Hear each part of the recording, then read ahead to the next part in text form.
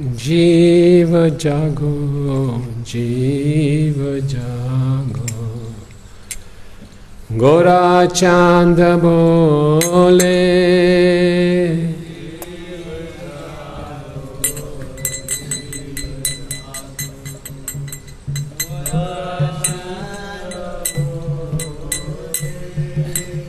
ओता निद्रा माया पेशाचेर कोले।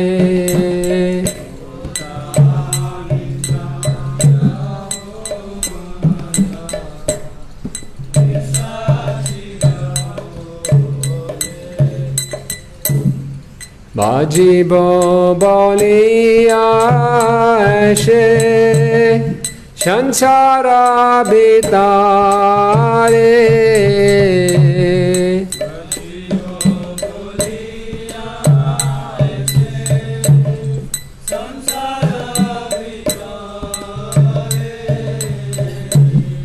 भूलिया रहिल तुमी अविद्यार बारे।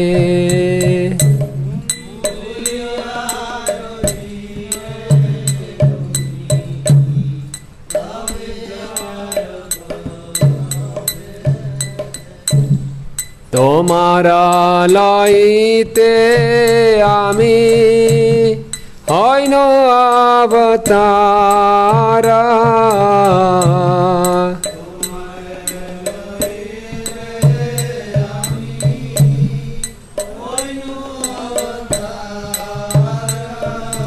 आमी बिना बंधु आर के आछे तोमारा।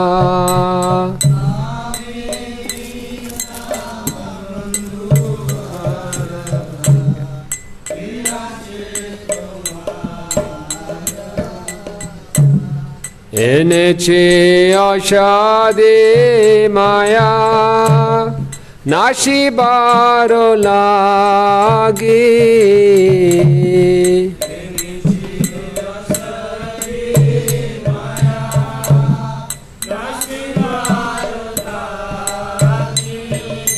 हरे नाम मंत्र लाओ तुम मांगे।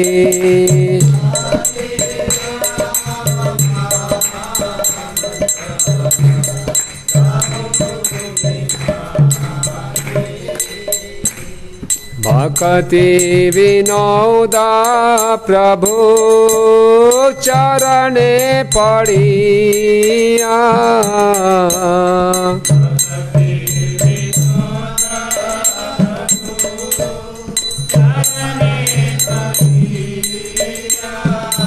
से हरि नाम मंत्र लइलो मागिया।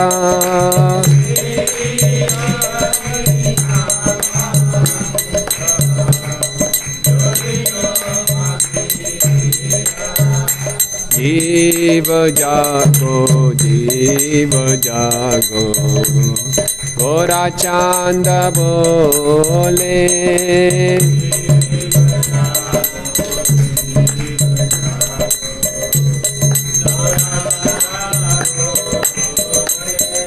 खोता निद्रा जाओ माया पेशाचेर कोले।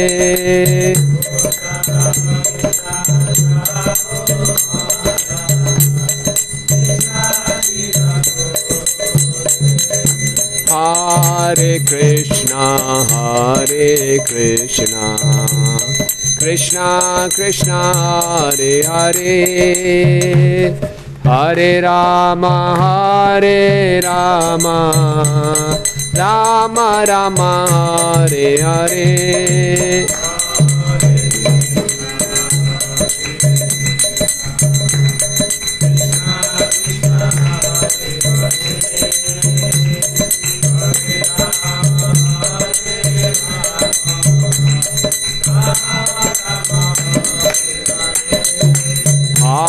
Hare Krishna, Hare Krishna, Krishna Krishna, Hare Hare, Hare Rama, Hare Rama, Rama Rama, Hare Hare.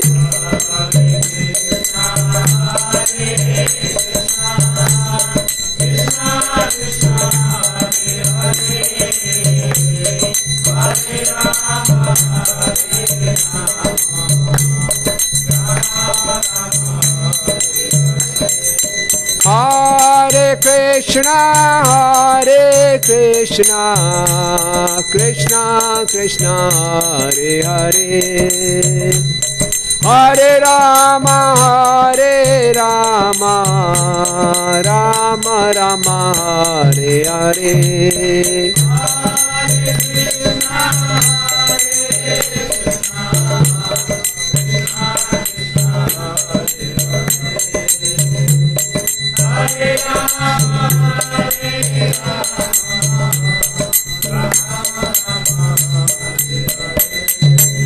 Hare Krishna, Krishna Krishna, Hare Hare, Hare Rama, Rama Rama, Hare Hare.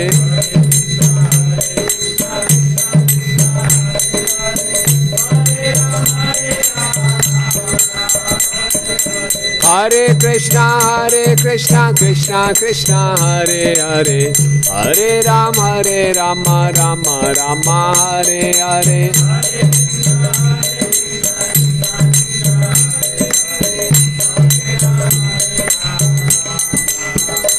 Hare Krishna, Krishna Krishna, Hare Hare, Hare Rama,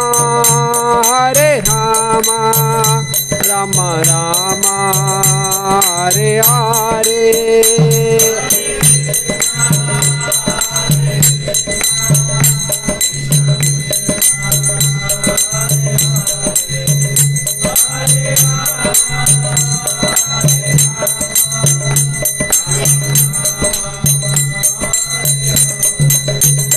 Jaya Prabhupada, Prabhupada, Prabhupada, Srila Prabhupada.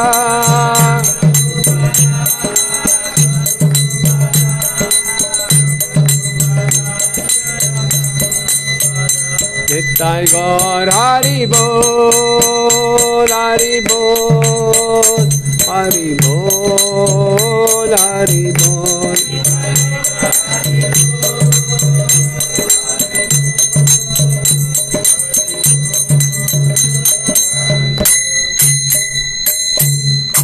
जय Vishnupad Paramhans परिव्राजकाचार्य अष्टोत्तर Shrimad His Divine Grace A.C. Bhaktivedanta Swami Srila Prabhupada ki ISKCON founder Acharya Jagat Guru save the whole world.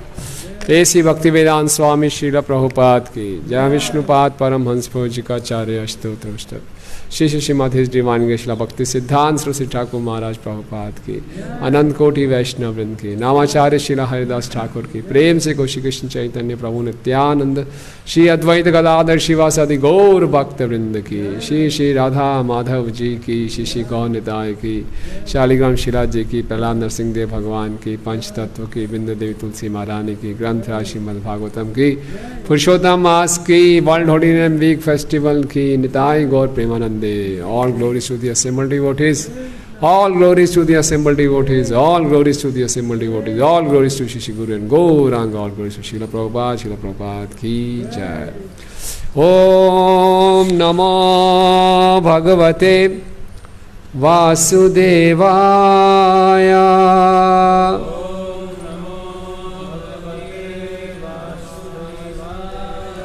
Om Namo Bhagavate Vasudevaya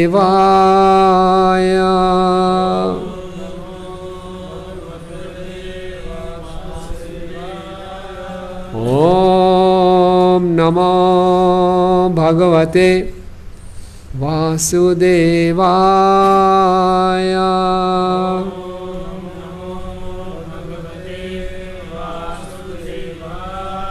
नारायणं नमस्कृत्यं नरं चैव नरोत्तमं देवीं सरस्वतीं व्यासं ततो जयमुदीरयेत् नष्टप्रायेषु अभद्रेषु नित्यं भागवतसेवया भगवती उत्तम श्लोके भक्तिर्भवति नैष्ठिकी कृष्णाय वासुदेवाय देवकी नंदनाय च नंदगोपकुमाराय गोविंदाय नमो नमः।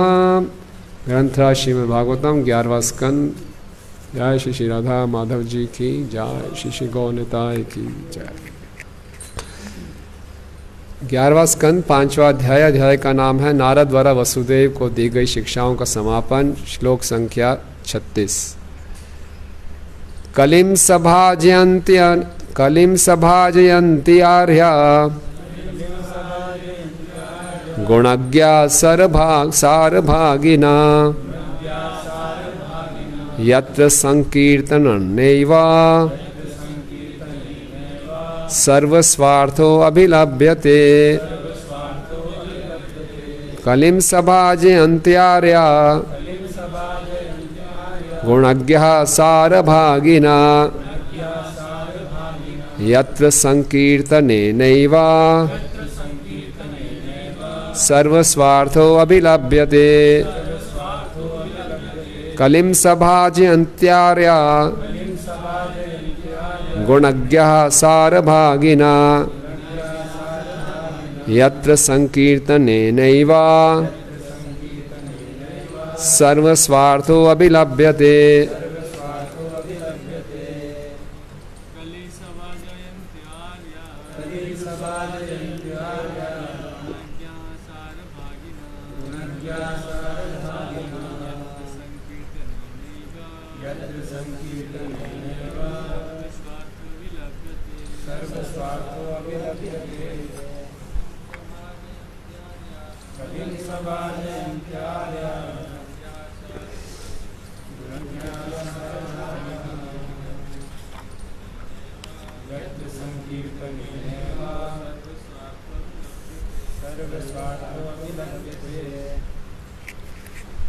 शब्दार्थ अनुवाद एवं तात्पर्य श्रील प्रभुपाद जी के शिष्यों के द्वारा। कलिम कलियुग की, सभा जयंती प्रशंसा करते हैं, आर्य प्रगतिशील लोग, गुणज्ञ युग की असलियत को जानने वाले, सारभागिना सार ग्रहण करने वाले, यत्र जिसमें संकीर्तनेन भगवान के नाम का सामूहिक कीर्तन करके, एव मात्र सर्व सभी स्वार्थः इच्छित लक्ष्य अभिलभ्यते प्राप्त किए जाते हैं। जो लोग सचमुच ज्ञानी हैं वे इसी कलयुग के असली महत्व को समझ सकते हैं। ऐसे प्रबुद्ध लोग कलयुग की पूजा करते हैं क्योंकि इस पतित युग में जीवन की संपूर्ण सिद्धि संकीर्तन संपन्न करके आसानी से प्राप्त की जा सकती है। तात्पर्य यहाँ पर बतलाया गया है कि सत्य, त्रेता, द्वापर तथा कली, इन चारों युगों में कलयुग ही सर्वश्रेष्ठ है, क्योंकि इस युग में भगवान चेतना की सर्वोच्च सिद्धि कृष्ण भानामृत का मुक्त हस्त से वितरण करते हैं। आर्य शब्द की परिभाषा श्रील प्रभुपाद ने वह व्यक्ति जो आध्यात्मिक उन्नति कर रहा हो के रूप में की है। प्रबुद्ध व्यक्ति का स्वभाव जीवन के सार की खोज करना है। उदाहरणतः भौतिक शरीर का सार शरीर न होकर शरीर के भीतर स्थिर आत्मा है। इसीलिए बुद्धिमान व्यक्ति नश्वर शरीर की अपेक्षा शाश्वत आत्मत की ओर अधिक ध्यान देता है। इसी तरह यद्यपि कलयुग को कलमश का सागर माना जाता है, किंतु कलयुग में भाग्य का समुद्र भी है, वह है संकीर्तन आंदोलन। दूसरे शब्दों में इस युग के सारे अधम गुणों का पूर्ण निराकरण भगवान नाम कीर्तन से करने से हो जाता है। अतः ही वैदिक भाषा में कहा गया है, ध्यायान कृते यजन यज्ञ त्रेतायाम द्वापरे अर्चयन यदापनोति तदापनोति कलौ संकीर्त्य केशवम। सतयुग में ध्यान द्वारा, त्रेता में यज्ञ द्वारा, द्वापर में पूजा द्वारा जो कुछ अर्जित किया जाता है उसे कलयुग में सामूहिक रूप से केशव नाम का कीर्तन करके प्राप्त किया जाता है। वैदिक विधि बद्ध जीव को धीरे धीरे अहंकार से अहंकार के अंधकार अथवा स्थूल भौतिक शरीर से झूठी पहचान से ऊपर उठाती है और आत्म साक्षात अथवा अहम ब्रह्मास्मि अर्थात मैं आत्मा हूँ, मैं नित्य हूँ के पद पर ले आती है। फिर उसे यह खोजना होता है कि यद्यपि मैं नित्य हूँ किंतु एक परम शाश्वत पुरुष हूँ जो ब्रह्मांड के कण कण के भीतर तथा हर एक के हृदय के भीतर स्थित साक्षात भगवान है। इस आत्म साक्षात्कार की दिव्य अवस्था के आगे भी सिद्धि की तीसरी एवं अंतिम अवस्था होती है जो भगवान के धाम में भगवान का साक्षात्कार है। भगवान मूलतः इस जगत के अधीक्षक नहीं प्रत्युत अपने ही जगत के भोक्ता हैं जो बद्धजीव के अति काल्पनिक स्वप्नों से भी परे है। दूसरे शब्दों में यद्यपि राजा या देश का राष्ट्रपति जेल विभाग का नियंत्रक होता है किंतु उसे वास्तविक सुख अपने ही घर में मिलता है, मूर्ख बंदियों को फैसला सुनाने में नहीं। इसी तरह भगवान भौतिक सृष्टि का संचालन करने हेतु देवताओं को नियुक्त करते हैं और स्वयं अपने दिव्य धाम में दिव्य आनंद सागर में मग्न रहते हैं। इसी तरह भगवान के ही धाम में उनका साक्षात्कार करना इस भौतिक जगत रूपी कारागार के सृष्टा के रूप में भगवान को समझना अधिक श्रेष्ठ है। भगवान का यह साक्षात्कार इस समझ से प्राप्त होता है कि आध्यात्मिक आकाश में असंख्य वैकुंठ लोक हैं और इनमें हर एक में नारायण का अंश विशेष अपने असंख्य भक्तों के साथ निवास करता है जो उस विशेष रूप के साथ जुड़े रहते हैं। आध्यात्मिक आकाश का केंद्र एवं मुख्य लोक कृष्ण लोक कहलाता है। यहाँ पर भगवान अपने परम एवं आदि गोविंद रूप को प्रकट करते हैं। गोविंदम आदि पुरुषम तमहम भजामि द्वारा ब्रह्मा ने इसकी पुष्टि की है। ब्रह्मा ने ब्रह्म संहिता 5.1 में यह भी कहा है, ईश्वर परमा कृष्ण सच्चिदानंद विग्रह अनादि राधिर गोविंद सर्व कारण कारणम। इस तरह कृष्ण प्रेम तथा आध्यात्मिक आकाश में कृष्ण लोक के भीतर प्रवेश पाना कहीं भी और किसी भी काल में संपूर्ण सृष्टि में जीवन की सर्वोच्च तथा भव्य स्थिति है। यह पूर्णतः कलयुग में मात्र भगवान नाम का कीर्तन करने से उपलब्ध है। अतएव हर विवेकशील पुरुष, स्त्री या बालक को चैतन्य महाप्रभु द्वारा प्रदत्त सुअवसर को गंभीरतापूर्वक समझना चाहिए और इस कीर्तन को अपनाना चाहिए। केवल अभागे तथा अनुदार व्यक्ति ही इस दिव्य अवसर की उपेक्षा करेंगे। ओम अज्ञानतिमिरन्धस्य ज्ञानाञ्जना शलाकया चक्षुरुन्मीलितं येन तस्मै श्रीगुरुवे नमः। श्रीचैतन्यमनोभीष्टं स्थापितं येन भूतले स्वयं रूपा कदा मह्यं ददाति स्वपदान्तिकं। वन्देऽहं श्रीगुरु श्रीयुतापदकमलं श्रीगुरून् वैष्णवांश्च श्रीरूपं साग्रजातं सहगणरघुनाथान्वितं तं सजीवं साधुवैतं सावधूतं परिजनसहितं कृष्णचैतन्यदेवं श्रीराधा कृष्णपादान् सहगणललिता श्रीविशाखान्वितांश्च। हे कृष्ण करुणा सिंधु दीनबंधु जगत्पते गोपेश गोपिकाकान्त राधाकान्त नमस्तुते। तप्त कांचन गौरांगी राधे वृंदावनेश्वरी वृषभानुसुते देवी प्रणमामि हरिप्रिये।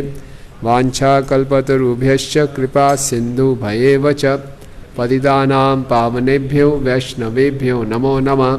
जय श्री कृष्ण चैतन्य प्रभु नित्यानंद श्री अद्वैत गदाधर शिवासादि गौर भक्त वृंद। हरे कृष्णा कृष्णा कृष्णा हरे हरे, हरे राम राम राम हरे हरे। नमो विष्णुपादाय कृष्ण पृष्ठाय भूतले श्रीमते भक्ति वेदांत स्वामी निति नामिने। नमस्ते सारस्वते देवे गौरवाणी प्रचारिणे निर्विशेष शून्यवादी पाश्चात्य देश तारिणे।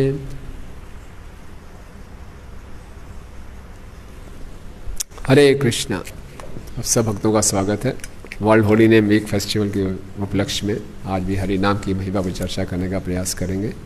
तो श्लोक लिया है 11वें स्कंद के 5वें अध्याय का 36वां श्लोक और बहुत सुंदर रंग से कलयुग का गुणगान कर रहा है। कलिम सभा जयंते आर्या गुण अज्ञा सार भागिना यत्र संकीर्तने नैव स्वस्वार्थो अभिलभ्यते।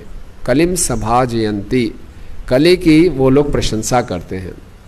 4 युगों में किसी साधारण व्यक्ति से पूछेंगे सर्वश्रेष्ठ युग कौन सा है, सब बोलेंगे सतयुग। सतयुग में धर्म 100% उपस्थित है। सतयुग के लोग हंस की स्थिति पे हैं, सब के सब पूरे धर्म का पालन करते हैं।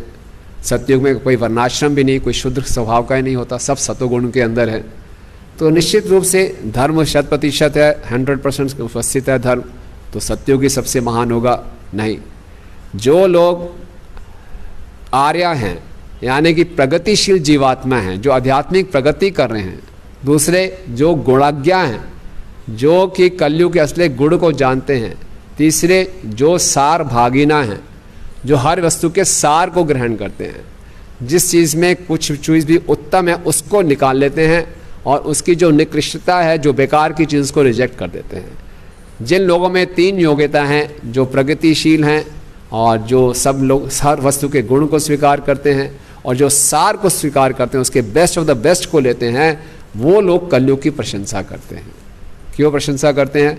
क्योंकि यत्र संकीर्तने नैव, वहाँ केवल संकीर्तन करने मात्र से क्या हो जाता है? सर्व स्वार्थो अभिलभ्यते, सारे के सारे स्वार्थ, सारी सिद्धियाँ प्राप्त हो जाती हैं।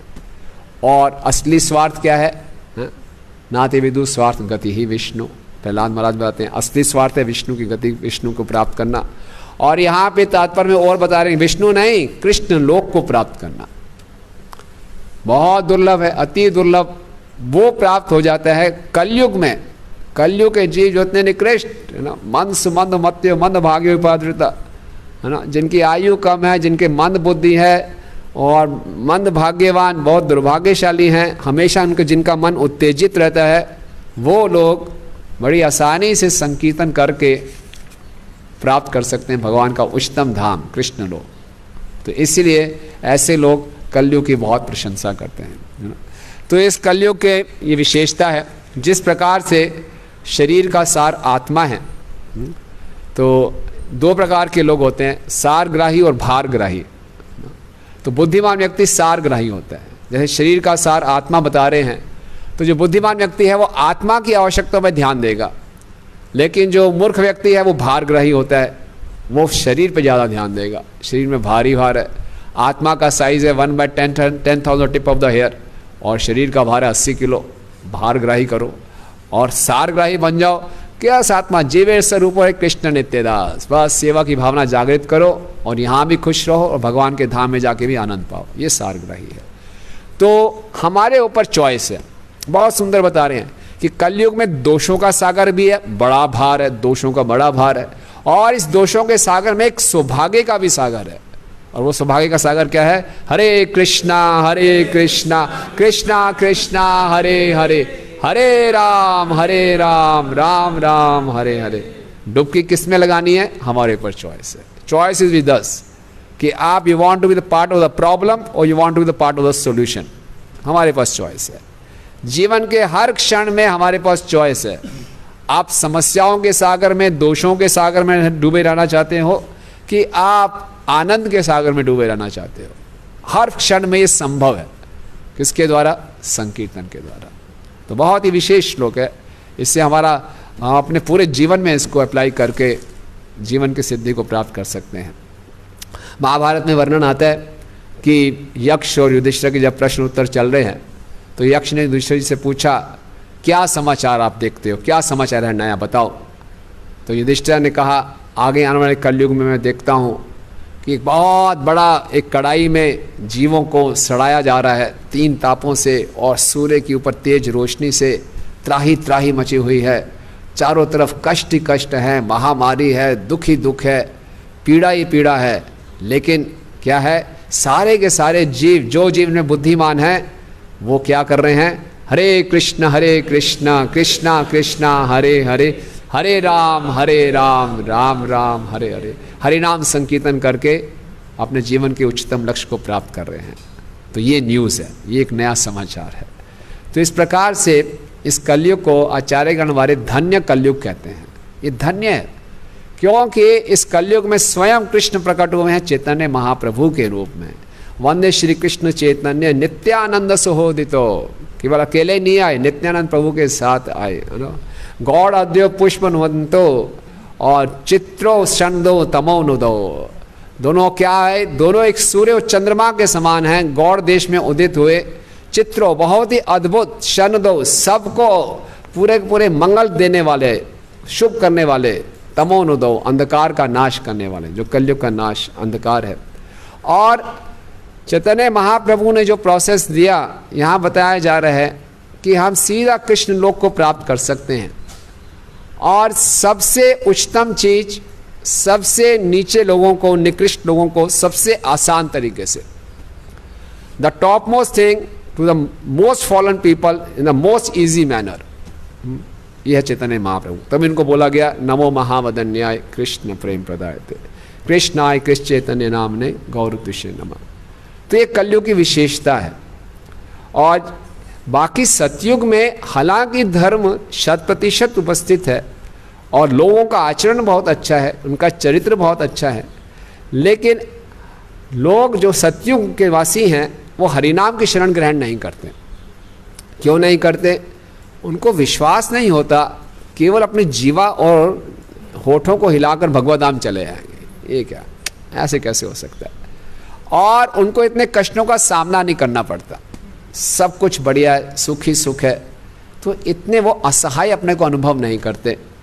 और असहाय अवस्था में नहीं है, सुख की अवस्था में है, तो उनको बोलो कि केवल जीवा हिलाओ और होठ हिलाओ और भगवत धाम चले जाओ, नहीं, कुछ टफ प्रोसेस चाहिए। कहीं पे कुछ तपस्या करें, फिर वो 60,000 साल 70,000 साल जंगल में जाके ध्यान करते हैं, तब कृष्ण भगवान को प्राप्त करते हैं, तो लगता है हाँ कुछ प्राप्त किया। नहीं, कलयुग में तो हर क्षण असहाय है ना, कष्ट ही कष्ट, चारों तरफ से क्लेश ही क्लेश, तीनों प्रकार के क्लेश, और साथ में इतनी महामारी, आज पूरा विश्व महामारी से पीड़ित है ना। सुनामी आती है, अर्थक्वेक्स आते हैं, नई नई बीमारियां, नए नए सुनामी के नाम भी नए नए देते हैं, नए नए बवंडर के नाम, कभी भी कुछ हो सकता है, कभी भी। तो इसमें जो जीव एकदम असहाय होकर कृष्ण को पुकारता है, तो कृष्ण का ध्यान हम तुरंत आकर्षित करते हैं। जैसे एक माता पिता के कई संतान हैं, लेकिन जो संतान बहुत ही असहाय है, बहुत ही कष्टमय परिस्थिति में है, वो जब अपनी माँ को पुकारता है तो माँ उस पर ज़्यादा ध्यान देती है। तो इसी प्रकार से कलयुग के जीवों का ये सौभाग्य है कि हम असहाय हैं इस भौतिक अवस्था में। जब हरिदास ठाकुर जी को पकड़ के जेल में ले जाया जा रहा था, तो उससे पहले मुसलमान राजा ने बहुत से हिंदुओं को भी, राजाओं को भी उन्होंने जेल में डाला हुआ था। तो उन सबको मालूम चला कि हरिदास ठाकुर जैसे महाभागवत भी जेल में आ रहे हैं, तो बड़े प्रसन्न हुए कि हमारा सौभाग्य उदय हो गया। और हरिदास ठाकुर जब आए तो सब खड़े हो गए, उनको प्रणाम किया और उनसे आशीर्वाद की मांग कर रहे थे कि हमें आशीर्वाद दीजिए। वो क्या आशीर्वाद चाह रहे थे कि हम जल्दी से मुक्त हों यहाँ से। हरिदास ठाकुर मुस्कुराए, इस समय क्या आशीर्वाद चाहते हैं। हरिदास ठाकुर जी ने आशीर्वाद था, जिस स्थिति में हो वैसे ही रहो। तो बड़े परेशान हो गए, ये क्या आशीर्वाद दे दिया, हम तो जेल में, हम जेल में ही रहेंगे। हरिदास ठाकुर फिर मुस्कुराए, मेरा अर्थ ये नहीं कि आप हमेशा जेल में रहो, लेकिन जिस प्रकार की आपकी मानसिक स्थिति है, इसमें बिल्कुल आप असहाय हो, तो अगर आप जेल से निकलते भी हो तो बिल्कुल इसी असहाय अवस्था में रहना, तभी आप कृष्ण का स्मरण कर पाएंगे। तो कलयुग ऐसी परिस्थितियां लाता है जिसमें हम असहाय हो जाते हैं। तो इन असहाय परिस्थितियों को कष्ट के रूप में भी देख सकते हैं, बेचारा महसूस कर सकते हैं, और कई लोग डिप्रेशन में चले जाते हैं। और इस असहाय अवस्था को एक अवसर के रूप में देख सकते हैं, एक अपॉर्चुनिटी के रूप में देख सकते हैं कि इसमें हम कृष्ण की पूर्ण रूप से शरण ग्रहण करें। बस चॉइस हमारे पास है। कलयुग के वातावरण को तो हम बदल नहीं पाएंगे, कलयुग का वातावरण ऐसा रहेगा, लेकिन चॉइस हमारे पास है कि उस समय हमने किसकी शरण लेनी है। समस्याओं की शरण लेनी है तो समस्याएं तो बढ़ती ही जाएंगी, बढ़ती ही जाएंगी, और कोई समाधान नहीं है। लेकिन अगर समाधान की शरण है, समाधान क्या है? हर नाम एव केवलम, तो सब समस्याओं का समाधान है। तो इसलिए कलयुग को धन्य कलयुग कहा गया है। सतयुग में ये विशेषता नहीं है। और आगे जाके इसी अध्याय में सतयुग के जो निवासी हैं वो प्रार्थना करते हैं कि हमारा जन्म भी कलयुग में हो जाए, है ना, कि कलयुग में हम बहुत आसानी से कृष्ण को प्राप्त कर सकते हैं। ये जो संकीर्तन है, ये सारे के सारे कलयुग के दोषों का निराकरण कर देता है, उनको काउंटर कर देता है। यदि एक तराजू में कलयुग के सारे दोषों को डाला जाए और एक तरफ संकीर्तन डाला जाए, तो सारे के सारे दोष समाप्त, खत्म। ये है कलयुग की विशेषता। और ये अशुभ से अशुभ परिस्थिति को शुभ बना देता है। अशुभ से अशुभ परिस्थिति हम देखते हैं, श्रीवास ठाकुर जी के घर में जब महाप्रभु संकीर्तन कर रहे थे तो उनके पुत्र की मृत्यु हो गई, है ना, और घर की स्त्रियां रोने लगी। श्रीवास ठाकुर गए, बोला देखो दुख मुझे भी है, आपको भी दुख है, रोना नहीं है। महाप्रभु के संकीर्तन में बाधा नहीं पड़नी चाहिए।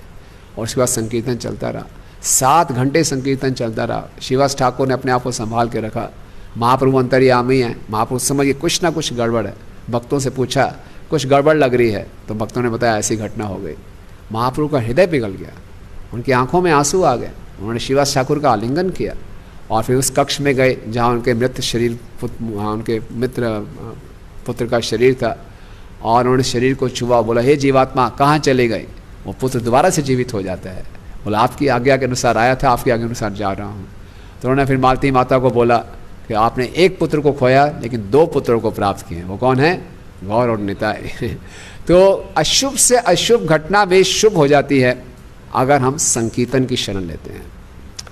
मुझे याद है, आप कृष्णनंदन प्रभु बता रहे थे शायद 2017 में आप लोग जब जगन्नाथपुरी की यात्रा में जा रहे थे तो रास्ते में फॉग के कारण ट्रेन बहुत लेट हो गई थी, उड़ीसा के किसी गांव में ऐसा हो गया था। हाँ, लोगों ने धरना लगा दिया था, तो कुछ खाने पीने कुछ नहीं था, भूखे प्यासे थे। तो उन्होंने क्या किया, फिर उतर के गांव में जाके क्या किया, संकीर्तन किया। हाँ, ट्रेन में पूरा संकीर्तन कर रहे हैं, बाकी लोग सब परेशान हैं। नहीं, भक्त तो क्या करते हैं, संकीर्तन करते हैं। और फिर वहाँ उस गांव में उतरे, कुछ लेके आओ, तो एक हरे कृष्णा का सेंटर मिल गया वहाँ पे और खूब जाके बढ़िया खुद प्रसाद पाया, फिर वापस आके फिर संकीर्तन किया। तो हर इच्छा पूरी हो जाती है, सर्व स्वार्थो अपि लभ्यते सारे स्वार्थ पूरे हो जाते हैं। इसी प्रकार से अभी पीछे जुहू मंदिर की 40वीं सालगिरह थी, तो 40वीं सालगिरह में प्रभुपाद जी के एक शिष्य हैं महाबुद्धि प्रभु, तो वो अपनी एक घटना बता रहे थे, तो बहुत ही रोचक घटना है। तो जब शिला प्रभुपाद के तिरोभाव के बाद 1980s की बात है, 81-82 में, तब भी जुहू मंदिर में बहुत समस्याएं चल रही थी। जो मिसिस एन थी, जिससे पृथ्वी लिया, हमने ज़मीन लिया था, वो अभी भी कुछ ना कुछ समस्याएं करवा रही थी, है ना। कोई तांत्रिकों को भेज रही थी, कुछ कर रही थी, भक्त और सारे विदेशी भक्त वहाँ पे ज़्यादातर, तो बहुत कष्ट पा रहे थे, बहुत संकट में थे। तो एक बार क्या हुआ, जुहू मंदिर में एक बहुत ही धनाढ़ व्यक्ति भगवान के दर्शन करने आते हैं, अपने जूते उतार के अंदर दर्शन करते हैं, वापस जाते हैं तो जूते गायब। तो बड़ा शोर मचाते, कहाँ गए मेरे जूते, नए जूते थे। सिक्योरिटी गार्ड को बुलाते हैं, सिक्योरिटी गार्ड देखते हैं, अभी देखते हैं, थोड़ा छानबीन करते हैं, तो पास वाली झुग्गी झोपड़ी से एक व्यक्ति था, उसने जूते चुराए थे, वो पकड़ में आ गया। तो उसको पकड़ के लाए, वो बोले ये है जी आपका, इसने जूते चुराए, जूते वापस करो। तो उन्होंने पूछा अब इसको क्या सज़ा देना चाहते हो आप, सिक्योरिटी गार्ड्स ने पूछा। बोले इसकी थोड़ी सी पिटाई करो, एक कमरे में बंद कर दो। ऐसा करने लगे सिक्योरिटी गार्ड, आसपास के सारे झुग्गी वाले लोग आ गए, शोर शराबा मच गया, क्या हो रहा है, ये हो रहा है, बहुत शोर शराबा मच गया। महाबुद्धि प्रभु मंदिर के अंदर टेम्पल कमांडर थे, बाहर देखने आए, देखो तो इसे क्या हो रहा है, बड़ी भीड़ इकट्ठी हुई है, जोर जोर से गाली गलोच हो रहा है, शोर शराबा मच रहा है। बोले हटो हटो हटो, क्या हुआ, बोला ऐसा ऐसा हो गया। चलो ठीक है, यहाँ शोर मत मचाओ, अंदर आके बात करो, चलो अंदर आके बात करते हैं, अंदर आइए। सिक्योरिटी गार्ड को और उस चोर को, उसके साथी को, अंदर आइए सब। वो आगे आगे चल रहे थे, तभी पीछे उनको जोर से धमाके की आवाज़ आई, जैसे ऊपर से कोई नारियल गिर गया हो। पीछे मुड़ के उन्होंने देखा तो सिक्योरिटी गार्ड के हाथ में एक लोहे की रॉड थी और उस चोर का सर फटा हुआ था, बिल्कुल वो पृथ्वी पे गिरा, उसकी मृत्यु हो गई, खून खून सा। बहुत बड़ी संकट हो गया, है तो मर्डर हो गया मंदिर के प्रांगण में। क्या हो गया, लड़ाई झगड़े में क्या होता रहा, वो रॉड ही उसके सर पे लगी, उसका सर फट गया और नीचे गिर गया। पुलिस आ गई, सबको उठा के, मंदिर के सारे भक्तों को उठा के जेल में बंद, और सारे के सारे विदेशी भक्त ज़्यादातर, और सिचुएशन बड़ी कॉम्प्लिकेटेड, क्या किया जाए। वास्तव में पूरा ये षड्यंत्र था, मिसिस एन को ज़बरदस्ती ऐसे लोगों को भेजा था, ये सब कराया था, तो बड़ी समस्या हो गई। तो वहाँ पे उस समय श्रीधर स्वामी थे, है ना, जिन्होंने अभी जिनका तिरोभाव हो गया, उनको जॉली स्वामी कहा जाता था, है ना। बहुत ही हमेशा प्रसन्नचित्त रहते थे, सब परेशान बैठे हैं भक्त लोग। तो तभी वहाँ पे जेल की द्वार पे एक पोस्टर चिपका हुआ था जो आधा फटा हुआ था, उसमें खाली एक शब्द लिखा हुआ था, कीर्तन सागर, और हिंदी में लिखा हुआ था। तो उस समय एक अमोघ लीला प्रभु भी थे, ये वाले नहीं, प्रभुपाद जी के शिष्य, जिन्होंने जाके पाकिस्तान में प्रचार किया था। तो बोले आपको हिंदी आती है, क्या लिखा हुआ है? बोले लिखा हुआ है कीर्तन सागर। बोले हाँ, राधा रास बिहारी कह रहे हैं कि यहाँ भी कीर्तन करो। तो ऐसी परिस्थिति में, इतनी विषम परिस्थिति थी, उन्होंने कीर्तन शुरू कर दिया। और दोपहर का समय हो गया, बोले 12:30 का समय गया, राजभोग आरती करते हैं। तो भक्तों ने वहीं जेल में आरती करनी शुरू कर दिया ऐसे। पुलिस वाले समझे पागल लोग हैं ये, एक तो विदेशी हैं, इतने संकट में शोर मचाना शुरू कर दिया, यहाँ भी कीर्तन करो, ये क्या कर रहे हैं। आरती कर रहे हैं, आरती करके ऐसे आ रहे हैं, सब यूं कर रहे हैं, इतनी श्रद्धा से सब आरती ले रहे हैं। पुलिस वाला भी वो सेल में जब प्रवेश किया जेल में, वो भी जूते उतार के अंदर आया वो भी यूं कर रहा है। उसके बाद टाइम हो गया, बोले चलो खाना आया, खाना खाओ। बोले हम तो ये खाएंगे नहीं। क्या खाते, हम तो प्रसाद ही सेवन करते हैं। प्रसाद कहाँ से आएगा, यहाँ पे मंदिर से मंगवाइए। तो मंदिर से प्रसाद आया। अब वो 15 लोग थे, प्रसाद तो पूरी बाल्टी भर के आता है। खुद भी पाया, फूड फॉर लाइफ भी, और सब पुलिस वालों को भी खिलाया गया। फिर शाम को संध्या आरती की वैसे ही, फिर सुबह अगले दिन मंगल आरती की। पूरा मंदिर का वातावरण, और काफ़ी दिन भक्त लोग वहाँ पे रहे। और पूरा मंदिर की मंगल आरती हो रही, राजभोग आरती हो रही, संध्या आरती हो रही, साथ में भागवतम क्लास चल रही है। पूरा टेम्पल का प्रोग्राम वहाँ फॉलो किया। कुछ समय के बाद काफ़ी भक्त चले गए बेल पे, 2 रह गए। महाबुद्धि प्रभु टेम्पल कमांडर थे, वो सिक्योरिटी गार्ड जिससे वो हत्या हुई थी, उन्होंने भी आगे कंटिन्यू किया। और पुलिस वालों भी बड़ा रिस्पेक्ट देते थे इनको, और आसपास दूसरे कैदी भी थे। महाबुद्धि प्रभु अमेरिकन थे, वो बैठ के भागवतम सुनाते थे पूरा, और जो सिक्योरिटी गार्ड था वो ट्रांसलेट करता था, उसको पूरी इंग्लिश नहीं आती थी वो ट्रांसलेट करता था, और ऐसा चलता रहा। कुछ समय के बाद महाबुद्धि प्रभु की भी बेल हो गई, वो बाहर चले गए। और जो सिक्योरिटी गार्ड था जिसने रॉड जिसके हाथ से हुआ था, उसको सेंट्रल जेल में भेज दिया अकेले। उसको इतना आनंद आया इसमें, वो कंटिन्यू किया उसने भागवतम क्लास, जो उससे सीखा था थोड़ा बहुत वो करके पढ़ाता था। तो ये वास्तव में ये प्रैक्टिकल हम देख सकते हैं, कोई थ्योरेटिकल बात नहीं है, कि जैसी भी हम परिस्थिति में हों हमें शरण लेनी चाहिए। हरे कृष्ण कृष्ण कृष्ण हरे हरे, हरे राम राम राम हरे हरे, है ना।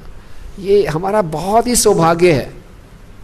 ये कलयुग की परिस्थितियाँ ऐसी रहेंगी, लेकिन अगर हम शरण लेंगे और हमारे संकीर्तन से दूसरों की चेतना भी बदलती है, और तभी हम दुर्भाग्यशालियों को सौभाग्यशाली बना सकते हैं। प्रभुपाद कहते हैं preaching means making unfortunate fortunate.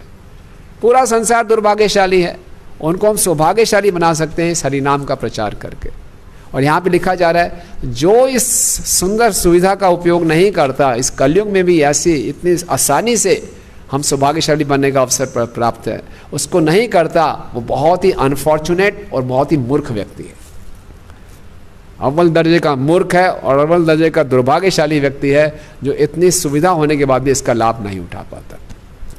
परम पूज्य जी ने सच्चिदानंद स्वामी महाराज एक स्टोरी लिखते हैं अपनी बुक में कि एक भिखारी था, बड़ा भूखा प्यासा जंगल से गुजर रहा था, सोचा कुछ खाने को मिल जाए कुछ भी। तो सामने देखते हैं जंगल में उसको कुछ लोहे के ना पीसीस मिलते हैं, कबाड़ी के ऐसे लोहे के कुछ ऐसे पीसीस हैं। बोले चलो इसको ही ले लेता हूँ, अपने बैग में डाल लेता हूँ, बाहर जाके बेचूंगा, खूब खाऊंगा। पूरा छोटा सा बैग होता है, भर लेते हैं, बैग भी फट जाता है, खूब जितना भर सकता है भर लेता है, आगे बढ़ता है। सोचता कब जंगल ख़त्म होगा, बाहर जाऊँगा, इसको बेचूंगा, कुछ खाऊंगा। आगे जाता है तो फिर देखते हैं कि चांदी के बर्तन पड़े हैं ढेर सारे, चमक रहे हैं एकदम। बोले कमाल है, लोहे को फेंको, चांदी उठाओ, सारा चांदी उठा लेता है। अरे कमाल है, यहाँ पे फ्रूट नहीं है, सब्जी दिखाई नहीं दे रही, लोहा चांदी मिल रहा है, अजीब सा जंगल है, सब डाल लेता है। फिर आगे बढ़ता है थोड़ा और, आगे देखता है और बड़े बड़े रत्न चमक रहे हैं। अरे यार कमाल है, ये क्या है? चांदी को फेंकता है पूरा, उनको उठाता है, सारा भरने का प्रयास करता है लालच में। अचानक क्या होता है, उन रत्नों में से एक ज़्यादा चमक रहा है, वो रत्न एक चांदी के बर्तन से टच कर जाता है, तो चांदी का बर्तन सोना भर गया। अरे बाप रे, ये तो पारसमणि है, और भरने लगता है। अचानक उसके मन में संशय आ जाता है, ऐसे कैसे हो जाएगा? ये सोना और रत्न और पारसमणि जंगल में ऐसे ही पड़े होंगे, ऐसे कैसे हो जाएगा? ये कोई मेरे को मूर्ख बना रहा है, सारा का सारा फेंक देते हैं तो बता रहे हैं सच्चिदानंद महाराज बता रहे हैं हम सबकी भी यही स्थिति है। ऐसे कैसे हो जाएगा? केवल हरे कृष्णा बोला, ये कैसे हो जाएगा? ऐसे कैसे हो जाएगा ना? अगर कोई कर्मकांडी ब्राह्मण आता है ना, शनिवार के दिन काली रात को काले कुत्ते को काली दाल खिलाओ, है ना, पीछे मुड़ के नहीं देखना, ये मंत्र का उच्चारण करो। बोले यार ये बात है कुछ, इसमें बात है ना, ऐसा करो वैसा करो, तो बड़ा बहुत अच्छा लगता है। कोई हमारे पास समस्या लगेगा, कुछ नहीं, जस्ट चैंट हरे कृष्ण, प्रभु जी कोई ऐसी बात करते हैं। सो हमें विश्वास नहीं है, डोंट हैव फेथ। लेकिन गुरु साधु शास्त्र सबका ये निर्णय, कल हमने चर्चा की, निपन निर्णितम, ये निर्णित हो चुका है केवल। और हमें अपने आप बहुत सौभाग्यशाली मानना चाहिए कलयुग में पैदा हो गए, चैतन्य महाप्रभु के आंदोलन में आ गए, श्रील प्रभुपाद जी की शरण में आ गए, प्रमाणिक गुरु की शरण में है, इतने सुंदर भक्तों का संग है, सुंदर विग्रह है, सुंदर प्रसाद है, और क्या चाहिए? तो पूरा का पूरा उसका लाभ उठाना चाहिए, और ताकि हम इसी जीवन में अपने परम लक्ष्य को प्राप्त कर सकें। तो इस संकीर्तन का पूरा लाभ उठा सकें, इसके लिए कुछ कंडीशंस, अगर हम संकीर्तन आंदोलन में तो हैं लेकिन हम पूरा इसका लाभ नहीं उठा पाते, तो 5S मैंने सोचे कि इसमें उसके ध्यान देंगे तो हम इस संकीर्तन यज्ञ का पूरा लाभ उठा सकते हैं। तो सबसे पहले संकल्प, है ना, संकल्प लेना बहुत आवश्यक है। कोई भी हम कार्य करते हैं उसके लिए संकल्प लेना चाहिए। जैसे आज हम 64 माला का प्रयास कर रहे हैं, तो संकल्प वैदिक शास्त्रों में वर्णन आता है, आप किसी भी मंत्र का उच्चारण करें उस मंत्र से पहले संकल्प होता है। कोई भी यज्ञ होता है, यज्ञ से पहले एक संकल्प होता है। संकल्प करने से क्या होता है? जब हम संकल्प लेते हैं तो क्या होता है? शक्ति आती है। पुरुषोत्तम मास है, कहीं उन्होंने संकल्प लिया, अपनी चैंटिंग बढ़ाएंगे, रीडिंग बढ़ाएंगे, संकल्प। तो ये संकीर्तन यज्ञ, ये भी एक यज्ञ है। यज्ञ से पहले संकल्प, है ना। संकल्प में क्या होता है? हम अपनी इंटेंशन बताते हैं, अपना गोल बताते हैं, हमारी नीयत क्या है, क्यों कर रहे हैं, और गोल क्या पाना चाहते हैं, है ना। तो संकीर्तन यज्ञ कर रहे हैं, हमारी नीयत क्या है, क्या हमारी इंटेंशन है? कृष्ण को प्रसन्न करना। गोल क्या है? इतने घंटे संकीर्तन करेंगे, इतनी माला का जप करेंगे, किसकी प्रसन्नता के लिए? गुरु और कृष्ण की प्रसन्नता के लिए। ये इंटेंशन है, ये गोल है ना। ये संकल्प लेते हैं तो शक्ति आती है। संकल्प नहीं रहता तो दिशाहीन होते हैं। अगर आज प्रभुपाद जी ने मॉर्निंग प्रोग्राम नहीं दिया तो हम संकल्प नहीं होते कुछ। अब सुबह संकल्प है, सुबह उठना है, सुबह 16 माला करनी है, एक संकल्प लेते हैं हम, विदाउट सेइंग वी टेक संकल्प। लेकिन अगर अपने मन में लेते हैं तो बात वो पक्की हो जाती है। दीक्षा के बाद हम संकल्प लेते हैं 16 माला कम से कम प्रतिदिन करेंगे।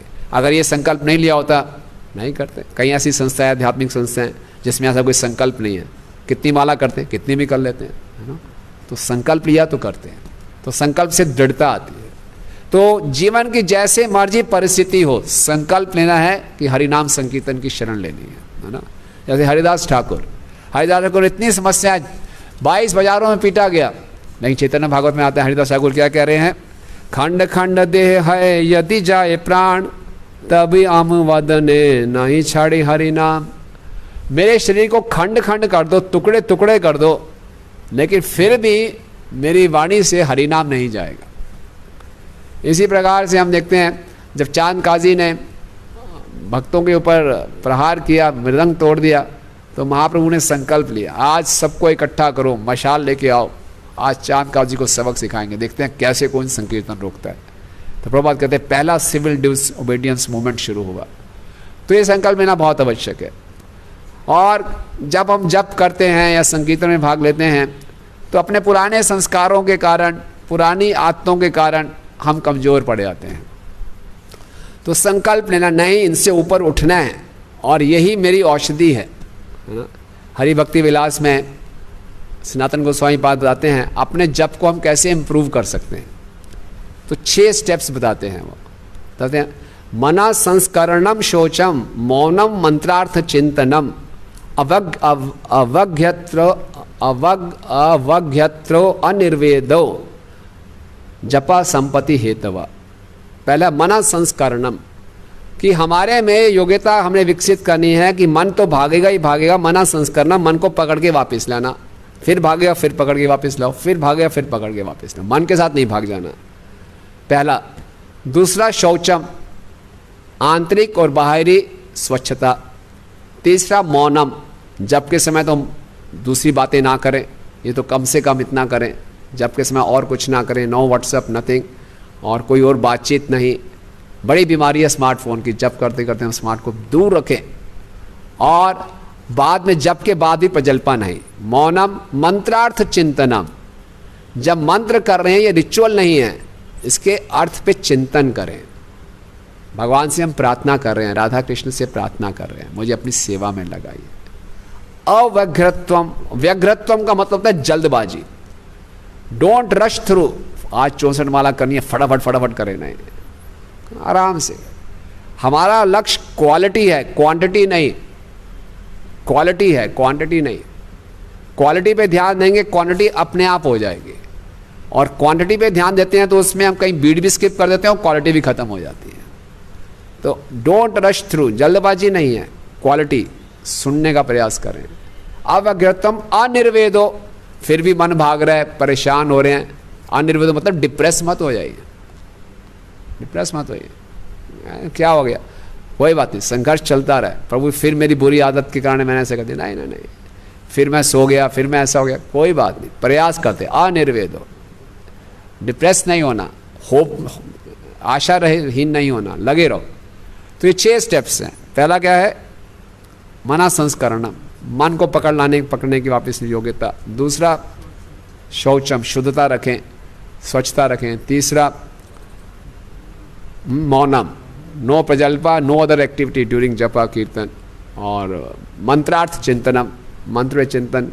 और 5वां, अव्यग्रत्वम, पेशेंस रखें, डोंट रश थ्रू। अनिर्वेदो, निर्वेद का मतलब डिप्रेशन, आशा रहित होना, निराश होना, वो नहीं होना। जपा संपत्ति हेतुआ, इससे हमारा जप इम्प्रूव होगा, कीर्तन भी इम्प्रूव होगा। तो ये संकल्प लेना बहुत आवश्यक है ना। बहुत कुछ कहा जा सकता है, समय कम है, आगे बढ़ेंगे। दूसरा, ये जो संकीर्तन है ये यज्ञ है, इसको यज्ञ के रूप में करना है, सेक्रीफाइस। यज्ञ का मतलब है कुछ त्याग, कुछ सेक्रीफाइस, कुछ ना कुछ हमें देना है। हम ब्रह्मचारी आश्रम में तो अपना क्या देना है, अपना शरीर देना है, अपना समय देना है, और जो गृहस्थ आश्रम में अपना तन मन धन सब कुछ देना है। अभी हम जो भजन गाया, जीव जागो जीव जागो, चैतन्य महाप्रभु क्या कहते हैं, मेरा एक सपना सबका जगना। और हमारे जितने आचार्य हैं उनका एक ही लक्ष्य जीवन का, महाप्रभु के सपने को पूरा करना, जीव जागो जीव जागो। और उसके लिए हम देखते हैं हमारे आचार्यों ने कितने कष्ट सहे, कितना त्याग किया।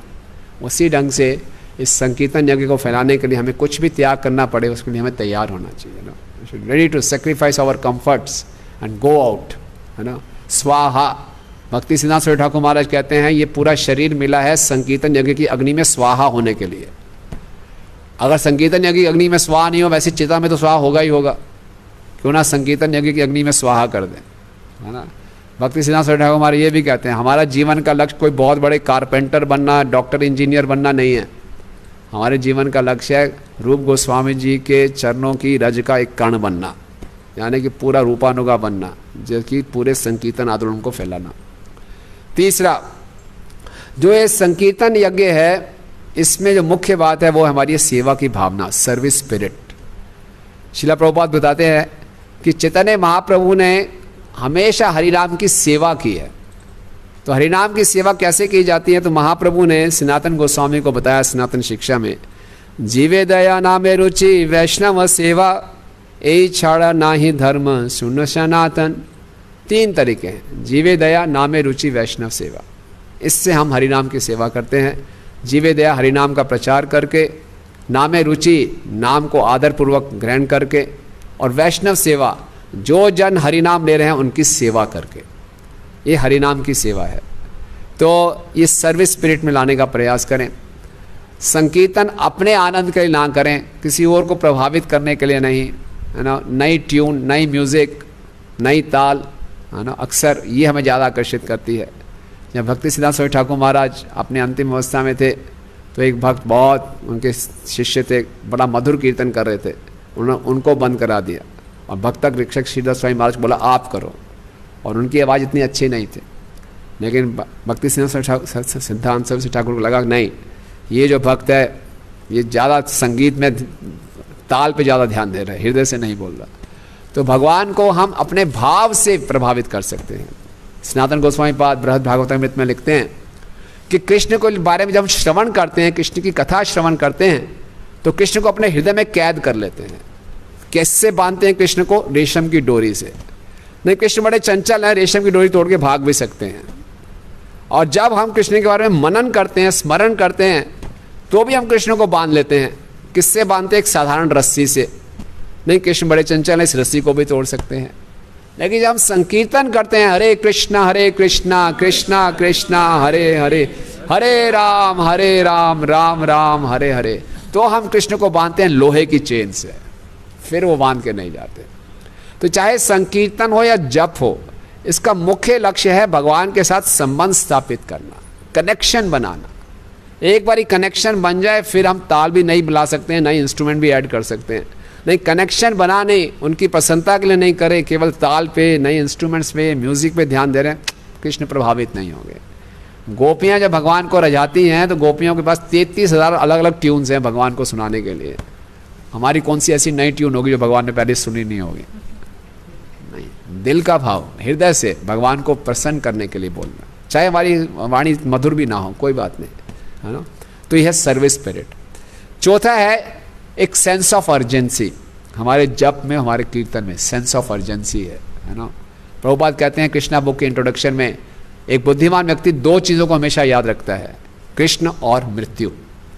मृत्यु कभी भी आ सकती है और कलयुग चल रहा है। एक बार एलन गिल्सबर्ग जो हिप्पियों के हीरो थे, उन्होंने शिला प्रभुपाद को बोला कि मैंने सुना है कलयुग में सारे के सारे साधु संत लोग गुफाओं में चले जाएंगे। प्रभुपाद ने बिल्कुल आगे झुककर उसकी आंखों में आंखें डाल के, बड़ी बड़ी आंखें करके बोला, कलयुग में एक जीव दूसरे जीव को खा जाएगा, है ना। तो डर गया एलन गिल्सबर्ग, तो फिर आपके भक्त कहाँ जाएंगे? प्रभुपाद कहते हैं वो ऑलरेडी भगवत धाम पहुँच चुके होंगे। So don't wait, start chanting Hare Krishna. तो प्रभुपाद ने डरा दिया एलन गिल्सबर्ग को। तो सेंस ऑफ अर्जेंसी होनी चाहिए हमारे अंदर में। और पांचवा है, वी शुड वेरी सिंसियरली और सीरियसली इस संकीर्तन आंदोलन को लेना चाहिए।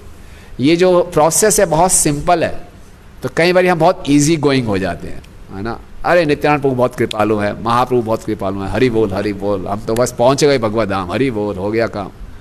प्रभु कहते हैं द प्रोसेस इज सिंपल पर द एप्लीकेशन इज डिफिकल्ट। रोज ध्यानपूर्वक जप करना, इस सारे सही सेवा स्पिरिट के साथ सब हर कार्य को करना, not so easy. So one has to be very very serious and sincere. So there are 5 S. First is sankalp, second is sacrifice, third is the service spirit, fourth is sense of urgency and fifth is be serious and sincere. तो इस प्रकार से हम कलयुग का पूरा लाभ उठा सकते हैं और कलयुग में सर स्वार्थ अभिलभ्यते यत्र संकीर्तन एव, केवल संकीर्तन के माध्यम से। हरे कृष्णा। किसी कोई कमेंट या प्रश्न है? एनी क्वेश्चंस और कमेंट्स?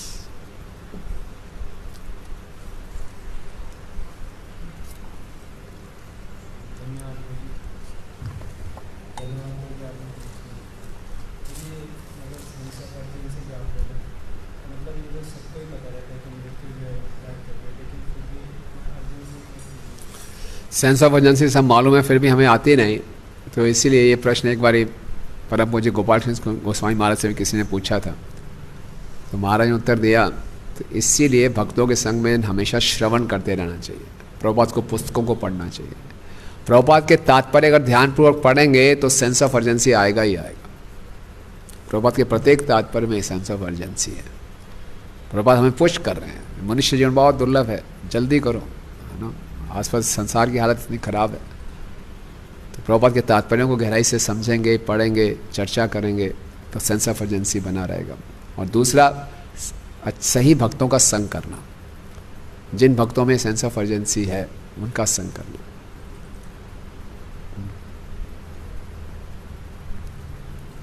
ठीक है, ओके। ग्रंथराज श्रीमद् भागवतम की एक क्वेश्चन है ऑनलाइन, अच्छा पूछ लीजिए।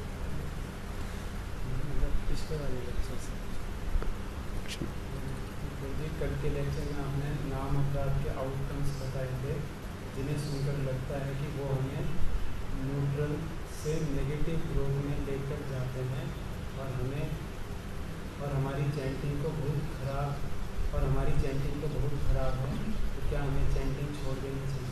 हाँ, अच्छा प्रश्न है। नाम अपराध हो रहे हैं तो नाम लो ही मत, अपराध भी नहीं होंगे, है ना। गाड़ी चला रहे हैं तो कहीं थोड़ा सा गाड़ी को ठोकर लगती तो गाड़ी चलाओ ही मत, वहीं खड़े रहो, नहीं। तो विश्वनाथ चक्रवर्ती पद्म पुराण में वर्णन आता है कि अगर कोई नाम अपराध भी कर रहा है तो उसका समाधान क्या है? नाम लेता रहे, ज़्यादा से ज़्यादा नाम ले। हरे कृष्ण कृष्ण कृष्ण हरे हरे, हरे राम राम राम हरे हरे। क्योंकि बद्धजीव नाम लेना शुरू करेगा तो प्रारंभ में वो नाम अपराध तो करेगा ही करेगा, है ना। तो भगवान कोई सैडिस्ट व्यक्ति नहीं है, मौका नहीं ढूंढ रहे हमें मारने के लिए, सजा देने के लिए। भगवान बहुत दयालु हैं, करुणा के सागर हैं, कृपा के सागर हैं, तो मौका देंगे। और ले लो नाम, जितना ज़्यादा नाम लेंगे हमारा हृदय शुद्ध होता जाएगा, नाम अपराध कम होते जाएंगे। और हमने ये भी चर्चा की थी, हम अपराध कॉन्शियस नहीं हैं, हम कृष्णा कॉन्शियस है ना। तो भक्तों के संग में आइए, संग बढ़ाइए और नाम बढ़ाइए, इसकी चिंता मत कीजिए, सब ठीक होगा। ठीक, हरे कृष्ण।